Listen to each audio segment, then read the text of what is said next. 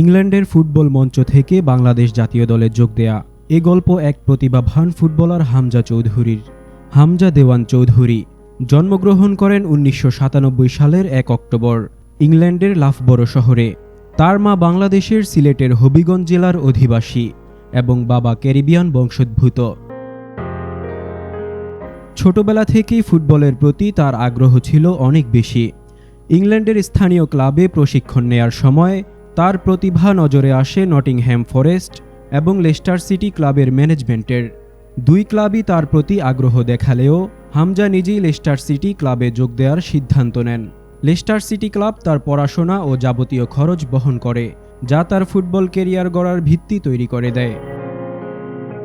Leicester সিটির যুবদল থেকে উঠে আসা এই মিডফিল্ডার ২০১৭ সালে ইংলিশ প্রিমিয়ার লিগে অভিষেক করেন এবং দ্রুতই প্রতিভার প্রমাণ দেন। ডিফেন্সিভ মিডফিল্ডার হিসেবে তিনি লেস্টার সিটির হয়ে নিয়মিত খেলছেন এবং দলের গুরুত্বপূর্ণ অংশ হয়ে উঠছেন। ইংল্যান্ডের অনূর্ধ্ব ২১ দলের হয়েও খেলেছেন তিনি। বাংলাদেশি বংশোদ্ভূত হওয়ায় হামজা চৌধুরী বাংলাদেশের জাতীয় দলে খেলার যোগ্যতা অর্জন করেন। বাফুফে তার অন্তর্ভুক্তির প্রক্রিয়া সম্পন্ন করে। ফিফার অনুমোদন পাওয়ার পর হামজা বাংলাদেশের জার্সি পরার অপেক্ষায় রয়েছেন।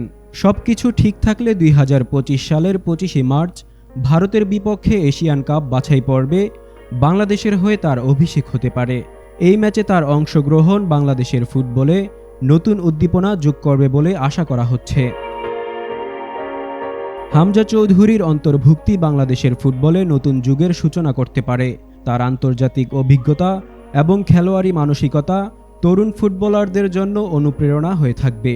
তিনি নিজেও বাংলাদেশের হয়ে খেলতে অধীর আগ্রহে অপেক্ষা করছেন। হামজা চৌধুরীর জীবনের এই গল্প শুধু ফুটবলে নয়, এটি এক সাহসী সিদ্ধান্ত এবং নিজের শিকড়ের প্রতি ভালোবাসার গল্প।